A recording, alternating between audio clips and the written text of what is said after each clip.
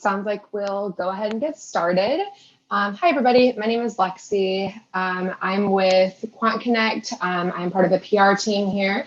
Welcome to our open discussions. We just gather every last Thursday of the month and discuss ideas and strategies. We usually have a few people present at the beginning, something that they've been working on. So I guess we'll go ahead and get started on that. Jovad, are you ready to go first? Sure, yeah. All right, take it away.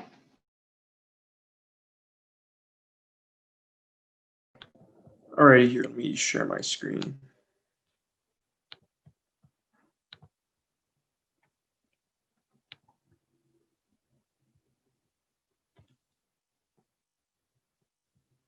All right, can everyone see? We can see it. Okay.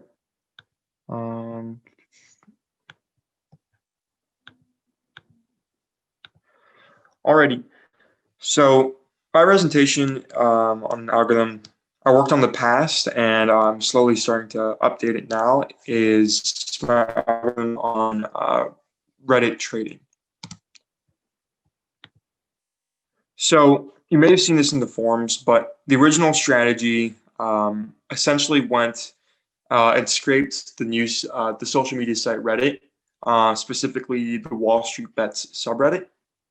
And it would determine the sentiment of several different posts for certain stocks. And it would go into a long position into a stock if the sentiment was positive, and would enter a short position if the sentiment was negative. Now, as we can see, the strategy performed relatively well on a back test. However, we were unable to confirm this out of sample because the strategy wasn't ready for live trading. Now, very quickly, how I got the idea for this algorithm is I read a news article from CNBC, basically quoting a Goldman Sachs report saying that a lot of Robinhood traders were outperforming hedge funds. And that's why I decided where's the best place you could find Robinhood traders, and that was Wall Street Bets. And so I decided to build an algorithm off of that hypothesis. So after showing you the results earlier from the back test, I had a couple goals in mind to make this algorithm better. First was to grab analyst ratings from Yahoo Finance to cross-validate any type of stock decision we decide to make. For example, if one of the stocks that we decide to invest in has a very positive sentiment, we want to cross-validate that sentiment with analyst EPS estimates. If analysts believe that the earnings are going to drop, we may not invest in that stock. So we want to cross-validate with analyst estimates. Secondly, we want to build a credibility model for the users posting on Reddit. There was a problem when this article came out that I read. Users on the subreddit site, they kind of retaliated and they started posting false posts to try and damage profits from the hedge funds that were scraping the site. And so we need to build a credibility model to prevent that. Third is we want to get this model ready for live trading. And what that means is we need to set up a script to run the Jupyter or the Python script every day at, let's say, 7:30 a.m. And within Quant Connect, every day it'll be able to pull the results that we grabbed from the subreddit. Now, in addition to that, before we actually dive into some of the code and have like a brief overview of how it looks like, there were some pretty major logic bugs found in the original code. And this was, the bug was really an overfitting or a look ahead bias bug, where when we would check to see if the post date aligned with the current runtime date of the algorithm, we really only checked the dates. So we checked the year, month, and day, but we ignored the hour. So what would end up happening is that a post that was posted on, let's say, 11:28 a.m. would be analyzed at 8:30 a.m. on the same day in the algorithm. Now, this poses an extreme look-ahead bias because someone could be posting something amazing that happened later in the day for that stock, and we purchased it before the post even happened. And to prevent that, we then included, in the updated version, we include the algorithm. So I guess we'll dive into first the Jupyter Notebook here. And so this is the updated Jupyter Notebook, and we're just going to kind of do a brief overview of it. There's a lot in here. But so first we import all of our packages. PRA is Reddit's API. We import our sentiment intensity analyzer, which is basically our natural language processing library to do sentiment analysis.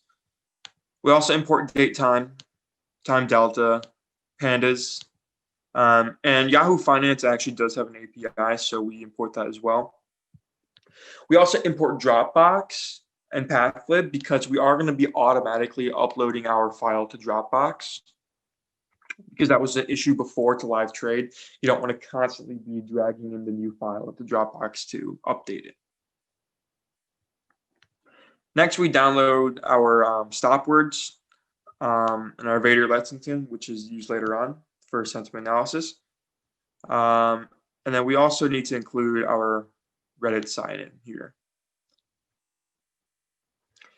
And then these are the stocks we're going to be trading here. And I found these stocks. It would be more intuitive to kind of create a way to search trending stocks. But I found them by going on to Quiver Quantitative and just every couple of days looking at the most trending stocks and picking ones that tended to pop up here quite a lot. And we also create 2 dictionaries, historical credibility and analyst ratings. Now, the first thing that we do is we actually go into Yahoo's API. Now, Yahoo's API is very simple. Basically, all we're looking to find is the earnings estimate. And, if we actually go to Yahoo Finance, what we're essentially trying to find, let's go here to Amazon. Essentially, we're going to analysis and we're going to earnings estimate. So we're just trying to find this table right here. So for each of our stocks, we pulled the analysis info, so get analyst info for the certain stock, and we pull the earnings estimate. In this case, it's a dictionary. We get the keys for that, so we can then locate exactly what we need. In this case, the keys are going to be the quarters. So in this case, the current quarter, next quarter, current year, next year. And what we're specifically looking for is the current EPS and the estimate EPS.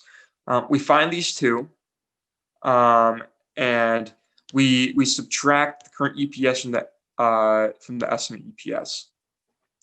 If the current EPS is greater than the estimate, then there's going to be that means that the predicted EPS is going to be it's not a positive outlook on the stock.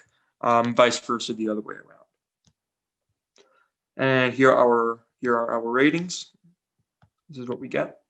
Now, unfortunately, if we want to backtest this, it's not like they keep historical analyst ratings. So this is really only useful for live trading or paper trading.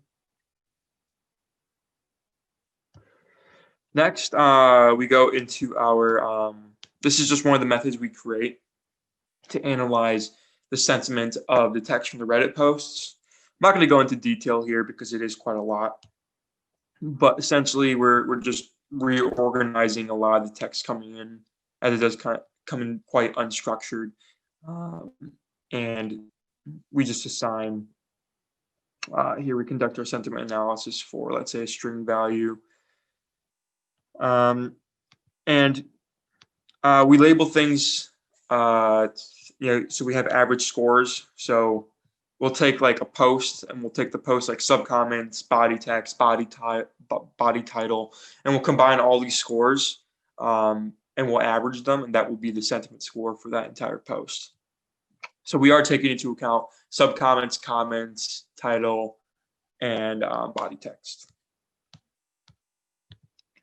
Our next method is called latest comment. This just basically returns the date of the latest comment to kind of make sure or check if the post is still active, if there's still people communicating within it, just to make sure that it hasn't lost any traction. This just converts UTC time to kind of the standard format, year, month, day. Next here is our credibility model. So the credibility model is relatively simple. Now, what it does is the first thing we do is check for the Redditor's karma. Now, karma on Reddit is really just how active a user is, how much they've contributed to the forums, and just really how reliable of a Reddit user they are. Now, there's two types of karma. There's link karma and comment karma. Link karma is upvotes on posts they've made, and comment karma is upvotes on comments they've made. And so what we do is we'll just total these together here, and we'll get karma.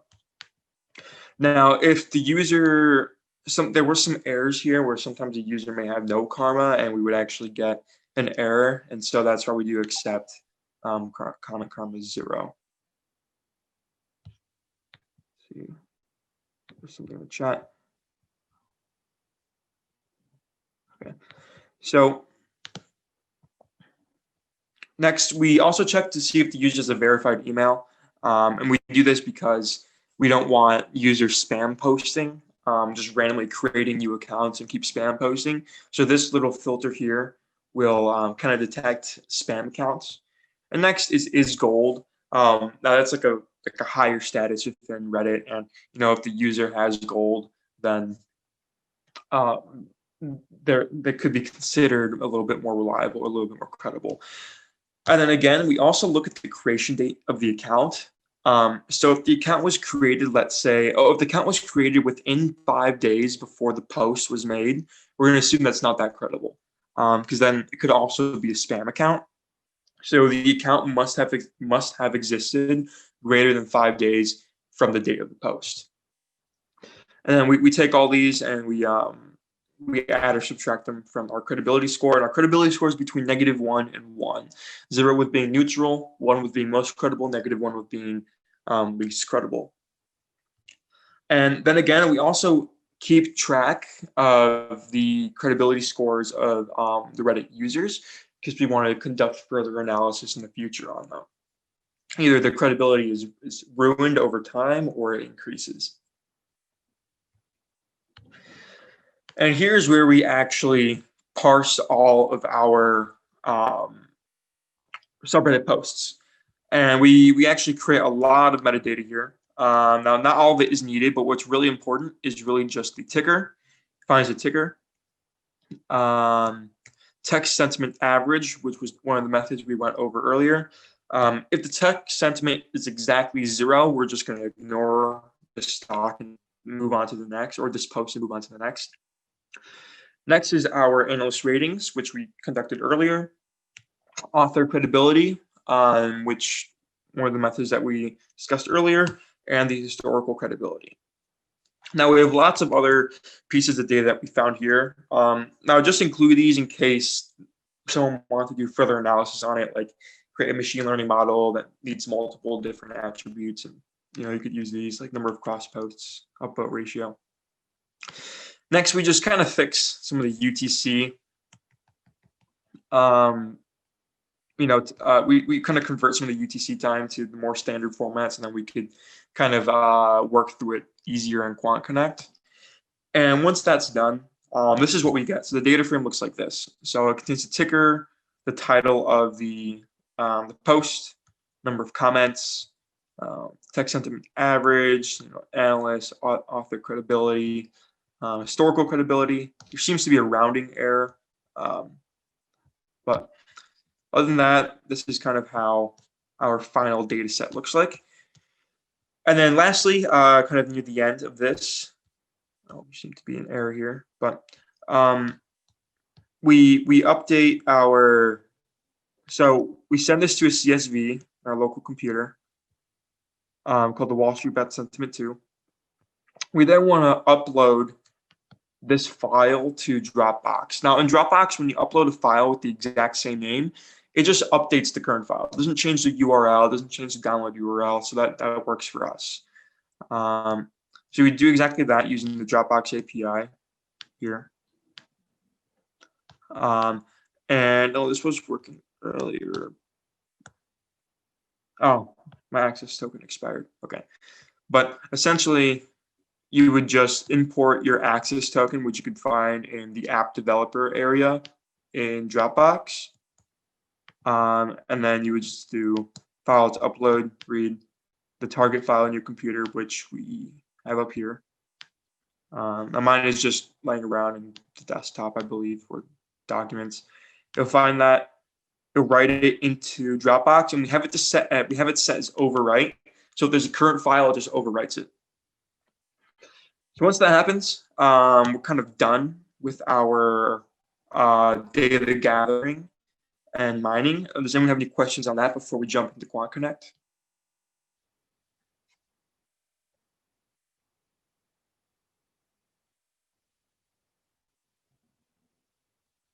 All right, great. So this is our algorithm in Quant Connect, and there's a couple first things that need to be pointed out. In our initialize function, we obviously include all the stocks that we're going to be trading that we analyze, and we're doing an equally weighting portfolio. And here for our stocks, this algorithm, it's going to run every hour.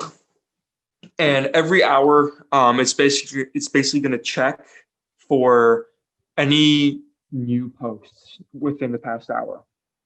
And now I believe this is more realistic than the last one because it is taken into account for hours, and it's more of a live trading approach. Because when you're live trading this, you really want to be scanning for articles that were just posted or were just picking up traction.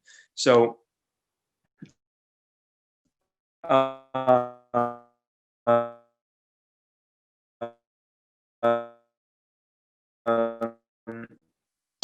and basically once we open a position on a stock, we want to make this this Boolean variable equal to true, because we only want to make one investment decision a day.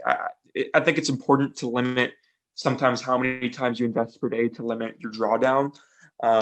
So that's why we have that there. Next, we just declare a risk management module here for trailing stop at 4%. We have our universe data, which we'll get to later. The URL for our Wall Street bets here. And a scheduled event called Reset Daily. What Reset Daily does at 3:30, it just makes sure every stock in stock IV is set to false, right? So that when the next day starts, it can make another investment decision. Let's probably remove this. So next on data, we have the first thing we do is we do self.get symbols. Okay. Now, get symbols is a method down here. What this method does is it calls self.parse, or calls the method parse, and it passes in our Dropbox URL. Now, what this does is it's going to download, or it's going to attempt to download our URL, or it's going to attempt to download our Dropbox file or CSV file and convert it to a data frame. Now, or it's actually, yeah. And then if it doesn't work, because there are I've had it sometimes not download on me. So it's a try except statement. And if it doesn't download, we just debug unable to load file and return nothing. And so then for that day, or for this hour, actually, we wouldn't be trading anything. Next, we get our year, month, day, and hour.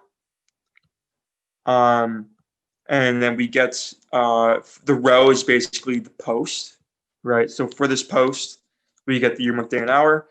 If the year, month, and days are not different, and the post hour is The other way around. If the post hour is less than the current algorithm hour, then we're good to go.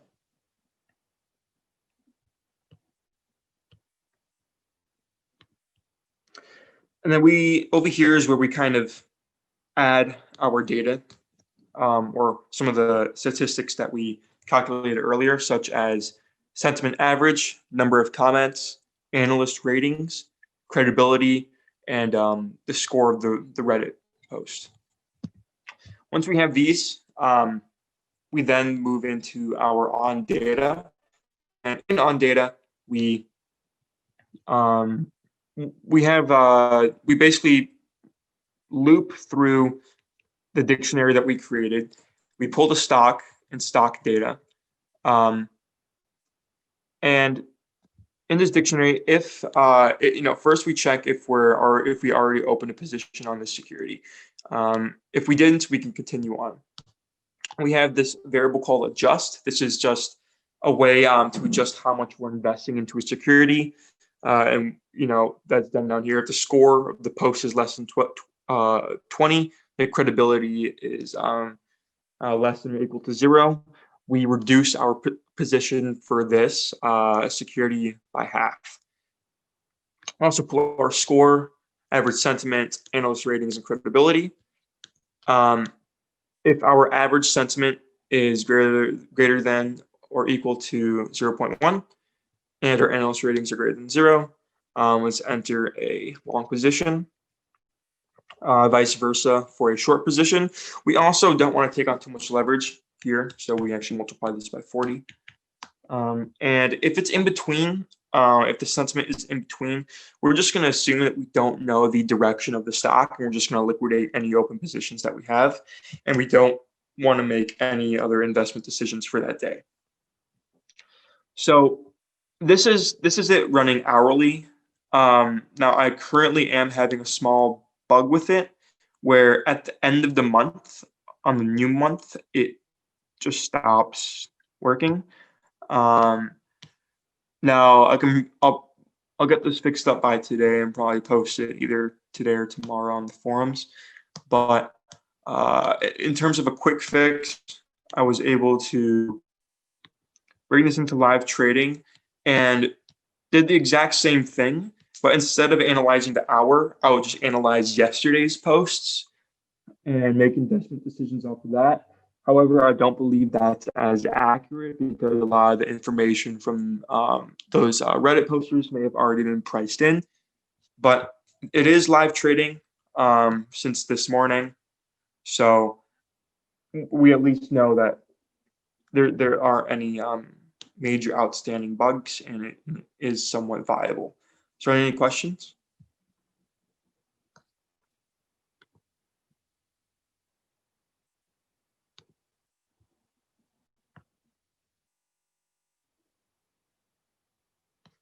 I will be posting this in the forums for anyone to use. So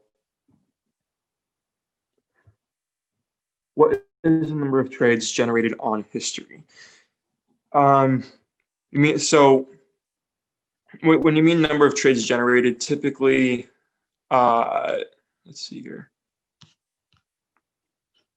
Well, the maximum number of trades it can make for, let's say, the hourly one is exactly, I believe we have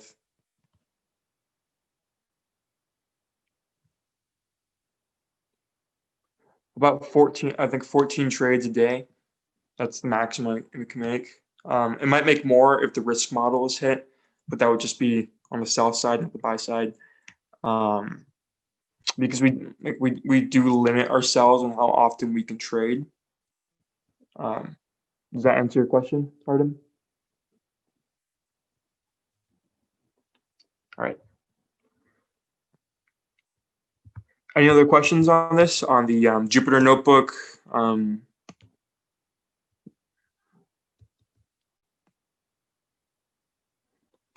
Yeah, so right now I have it set up. There's a couple ways you could do it. So I would run this locally, right? So I wouldn't run this in Quant Connect. I would actually have a task scheduler set up on my computer, or you could actually run this in, let's say, an AWS server and have it scheduled to, let's say, run every 55 minutes because it does need a couple minutes to run. And then at the end of the hour, it'll be ready to go on Quant Connect. So yeah, you would do this automatic. You would create like a Python script to automate this. And when you update the CSV in Dropbox, that's done automatically at the bottom here. Right here in this area over here. So this automatically uploads the file to Dropbox, which will update the current file within Dropbox and not change the download URL. So that's how that works.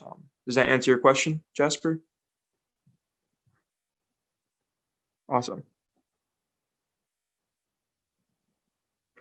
So the original code, the one on Quant Connect, this one maybe took me about an hour, like a little bit under an hour, because it was really just grabbing the data from here. Now, this over here took me a bit longer because I was unfamiliar with the Reddit API, and it was really difficult to find a good documentation. So at the bottom here, or I don't have it here, but I have it in a different file. I included a couple links to some community created Reddit API documentation. And when I found that, it was much easier to go through. So I think I spent several hours, or several, like at least like 4 hours, just trying to figure out Reddit's API, trying to find a good documentation. I wasn't able to until I found a very good one. And then once I found it, it was very simple to go through. And it was very easy to access everything that I needed. But once I learned the Reddit API, it was pretty easy to get through this.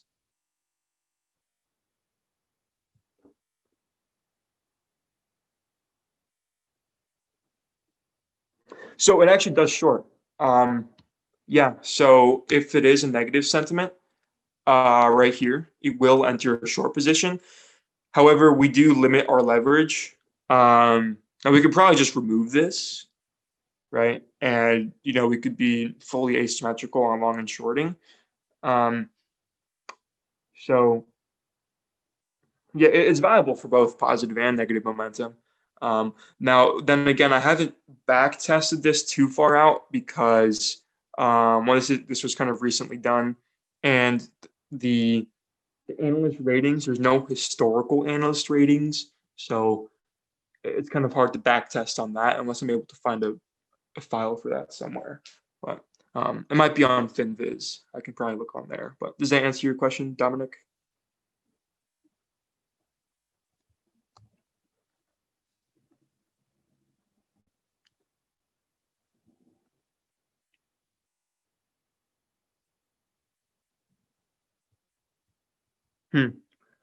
That is a good question. Let's see here.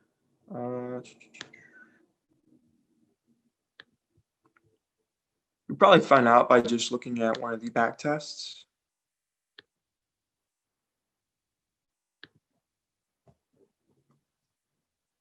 So this is the original back test from the original strategy. This one does have the post problem that does not look at the hours. But let's see our. I forgot exactly where to find the long short statistics.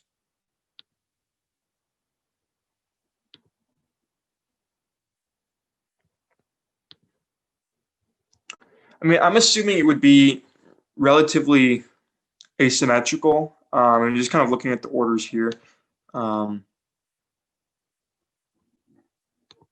Not all of these are risk management orders. Total trades.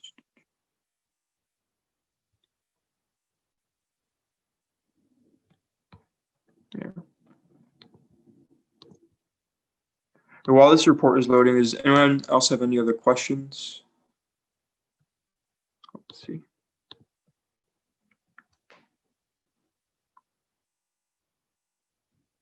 So Kind of. In terms of analyst rating already being priced into the stock price, I think that in terms of analyst ratings, it's not like when an analyst rating comes out, the stock price is immediately priced to that. Think of it almost the way I like to think of it is as earnings date is closing in, theoretically the price should move towards the estimate. But the day that the estimate is released, it could still be a wild card. That's what I personally believe. Because when I look at it, I kind of think of it as like a merger arbitrage approach.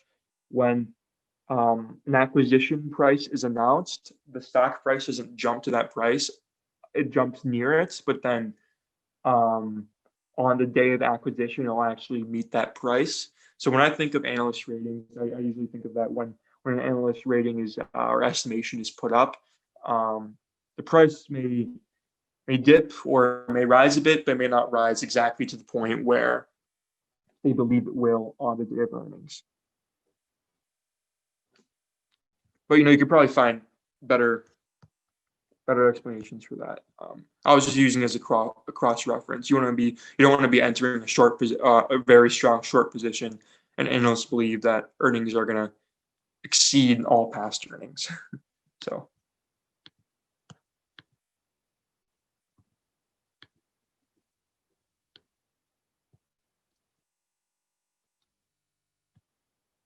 Any other questions?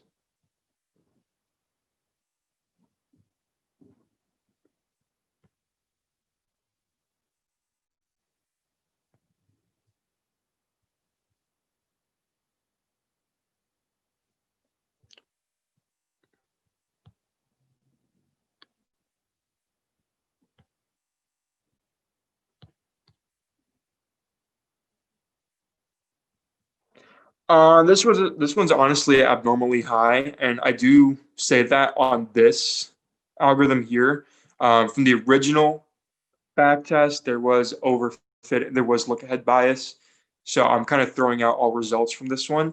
Now on the newly updated one, I can't be certain yet because in terms of the analyst ratings, I don't have historical analyst ratings. I can't speak on that, but maybe in the next week, once it does some live trading, paper trading, we'll see how it performs. And I'll post the full analysis on the community forums as well, so everyone can have access to it and see how it does. Now, who knows how it may perform? I do believe this is a very interesting strategy. So, according to Quiver Quant, apparently, Wall Street Bets is returning a little bit over 1% higher than the market. So with that in mind, with this, it could be a sharp of a little bit over 2, but I don't know how accurate that is. So I think someone's question from earlier, it seems like we are taking on leverage relatively consistently. It seems like our long short ratios do seem to be somewhat similar or somewhat asymmetrical.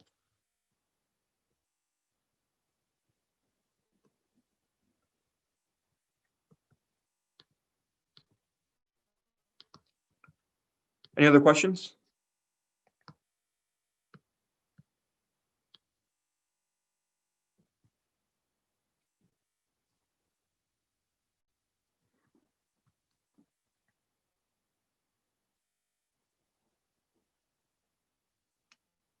Great, thanks. Lexi, I'm going to pass it back off to you. Awesome. Thanks so much, Jobad. That was pretty interesting. And next we have Jason, who will be presenting on options, I believe. Jason, I'll let you take the wheel on that.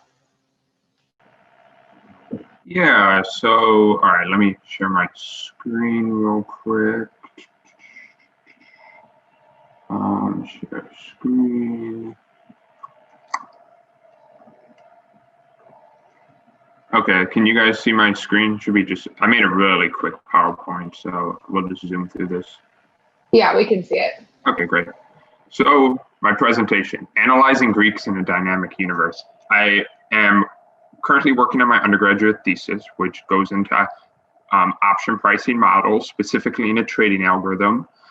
And I saw that there was some interest on the forums in analyzing Greeks in a dynamic universe. So I decided, why not? So what do we want to do? We want to build an algorithm via QuantConnect with the algorithm framework approach.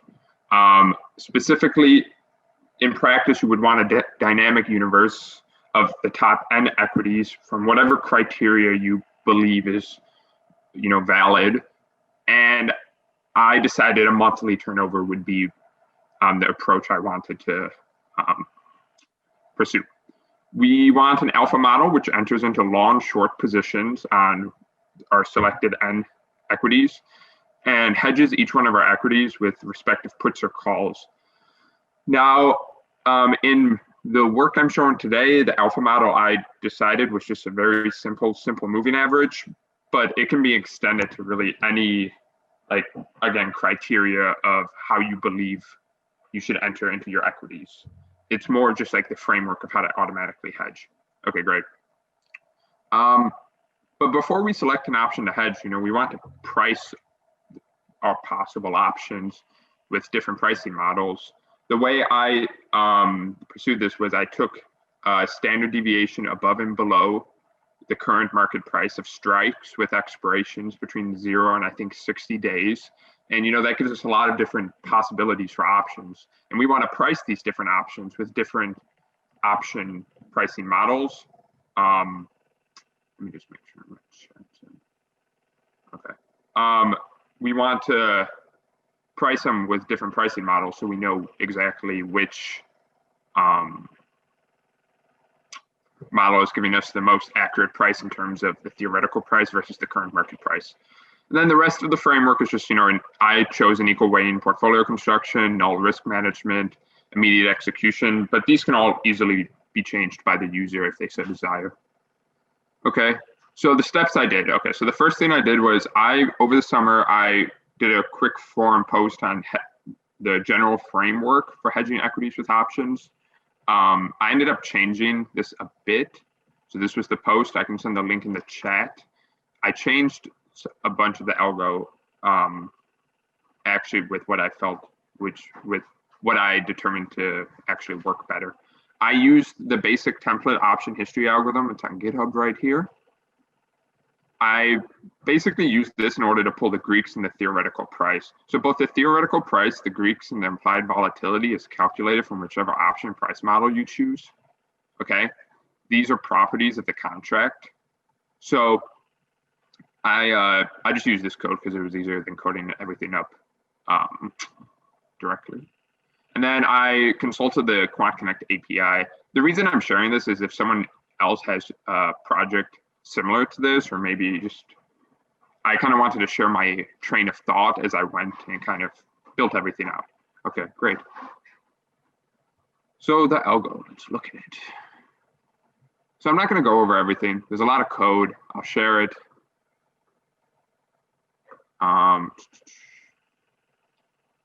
Okay, my main, basically, it's just it has all the different modules for each part of the framework. The only portion of on data is if it's warming up return, because we don't want we want all of our indicators and whatnot to have data. The universe, unlike in hedging equities with options, I realized it would be easier to not work with options inside my universe. So it's just a universe module. You could plug in almost any equity universe module, and I would assume it works because it doesn't actually have anything to do that relates to options. And my options alpha. Okay, this is what kind of I did to update it. Now, all I'm going to focus on is the update function right here. Again, I'll share everything, but most generally what I did was I took each, so in on securities changed, so first off, in on securities changed, I cleaned out all the old equities and same with the options. So any options or equity. So whenever I decide to no longer trade an equity, it removes the corresponding option if that option is still in my option universe. Okay, but going back to what I was talking about a couple minutes ago. So with update, okay, so it takes my symbol and it adds the option via an option universe. Okay, and then it just sets a filter and it sets a price model. So I'm actually going to run this right now because hopefully by the end of the presentation, the logs will be done to show you it in, during the presentation. But we'll let that run in the background.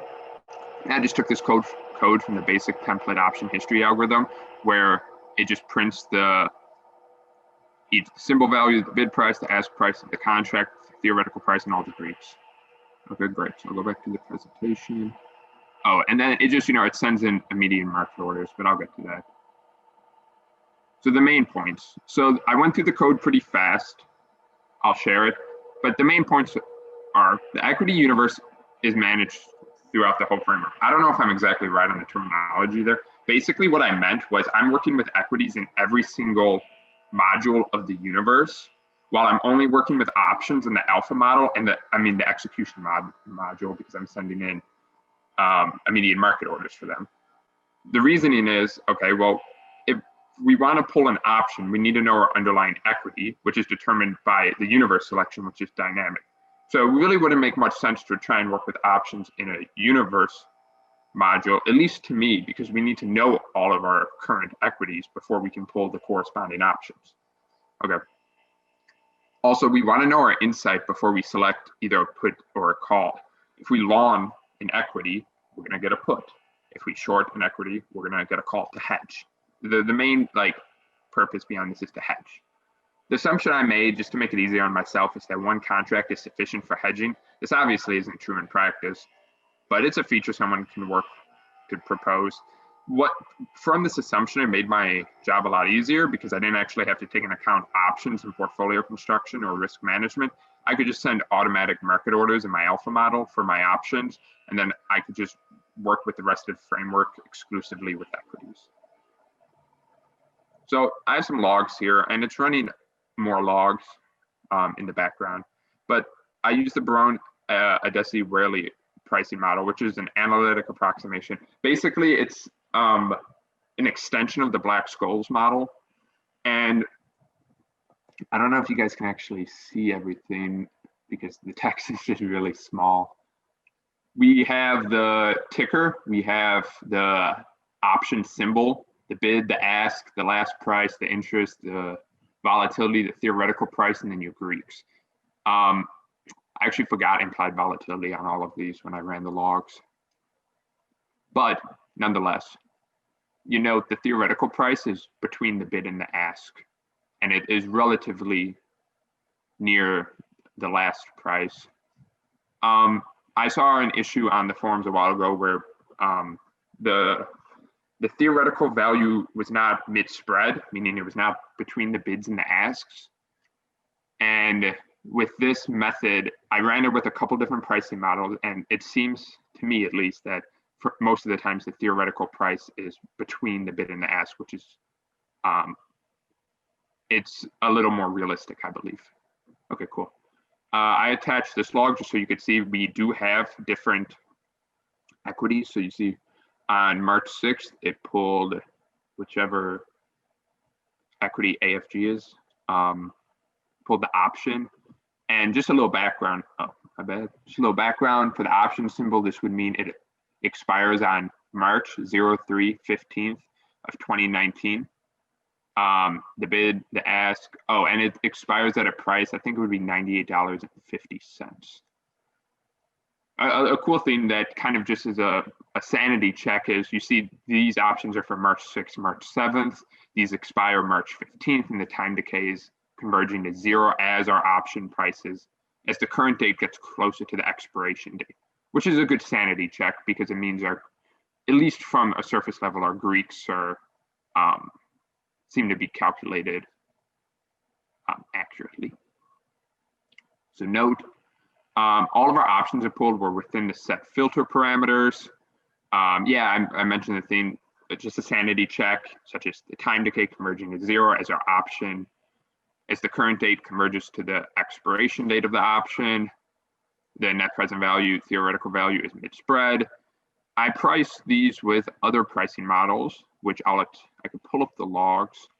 But big picture, we use different methods of pricing models. We've used analytic approximation, finite differences, binomial trees. Okay, so here's different logs.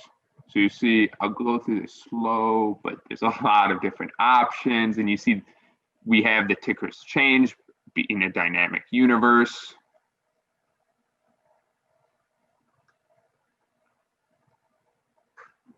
Okay, and you keep seeing the theoretical price is consistently mid-spread. Okay, cool. So this was Barone, this was Crank-Nicholson. Okay, let me just. So moving forward, currently the option universe is not maintained, meaning I was working on this last night because I wanted to make sure everything in terms of the pricing methods were accurate.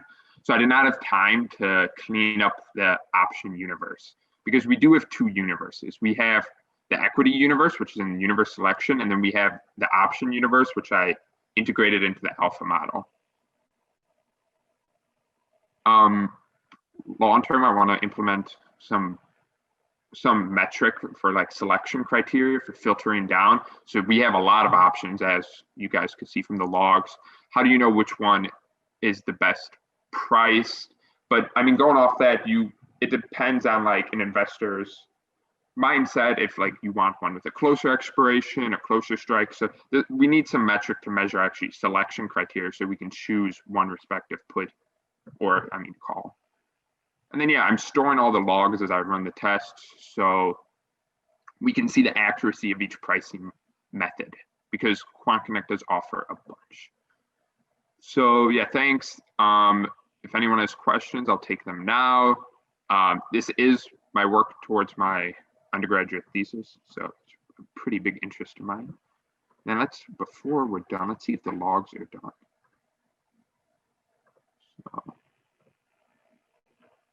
So yeah, it doesn't really, I don't think it's done. Okay, so you can see the logs. So this is just running. So yeah, again, you see the option expires January 18th, 19th, theta 0, makes sense, time decay, we're getting pretty close to expiration date. Some of the data seems to not have all the values, so sometimes we get 0 for theoretical values. But for instance, like this one, you get 1.9, which is mid-spread. There's a lot of logs, and it's not that interesting to just look at them. But I guess I'll take any questions now. So I know I went through that pretty quick, but yeah, I guess big takeaway is I think I found a way where you can analyze Greeks in an alpha model.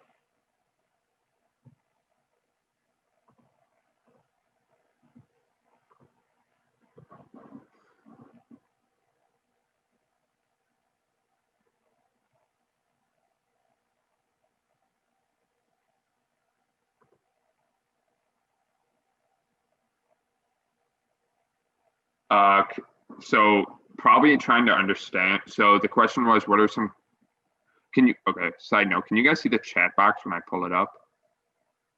Or no?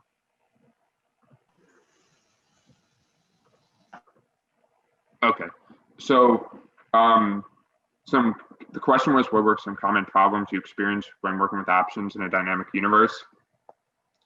Trying to, at least for me, I don't come from a software like engineering background, so it was really hard to try and wrap my head around the difference between, an option universe and like add option, like the method add option versus like an option chain provider. But again, I just went over the QuantConnect API in depth, and it kind of eventually, I think I found a way where it works.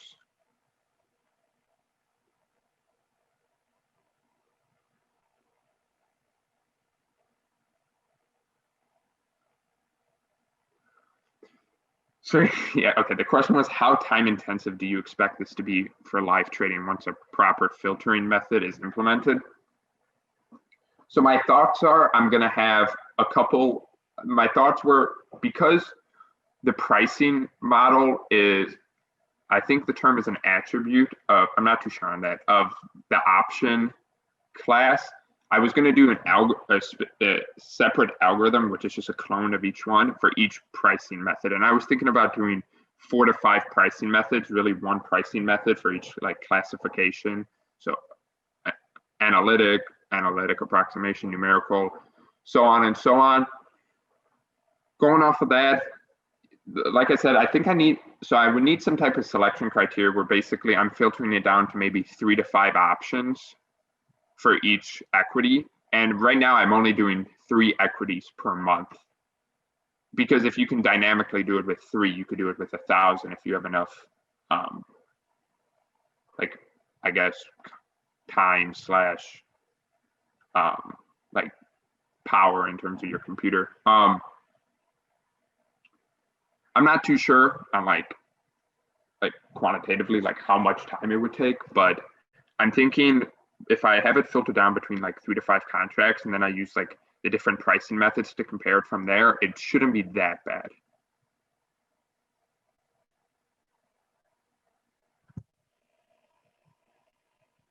Yeah, no problem. So, any other questions? If not, I'm reachable in the Slack. Probably gonna throw a post on the forum before, so I have winter break for school until 2nd week of January. Probably gonna have something pretty wrapped up by then, and I'll throw all my work on the forum.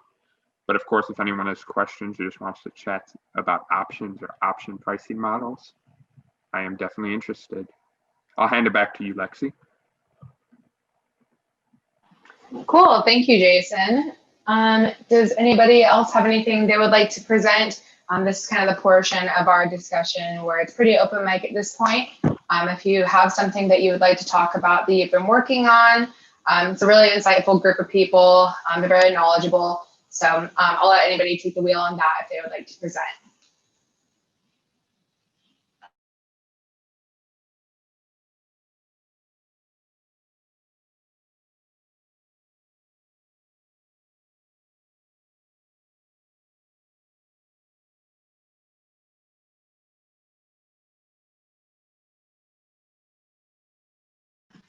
Or maybe we can discuss, has anybody read any cool books lately on these kind of topics, or any research papers, or have any other resources that you'd like to share?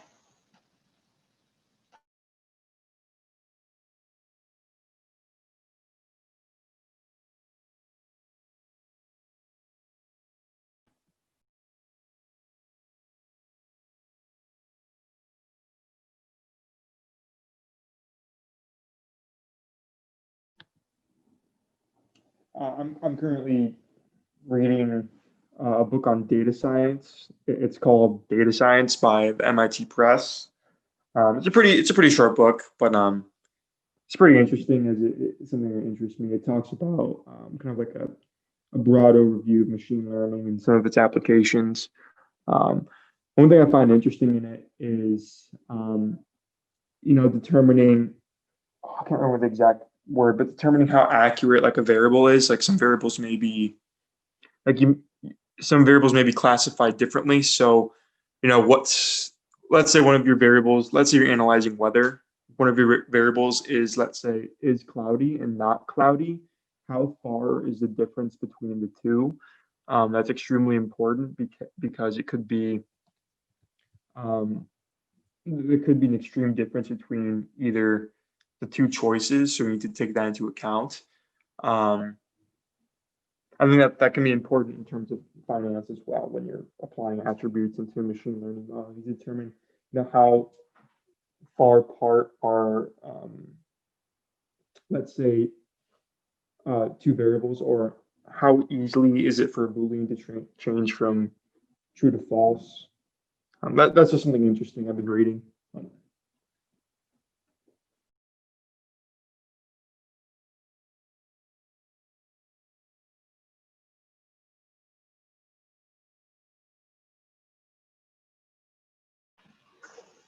Okay, I think if nobody has anything else they would like to share, I think we'll wrap up here. Thank you guys so much for your time today.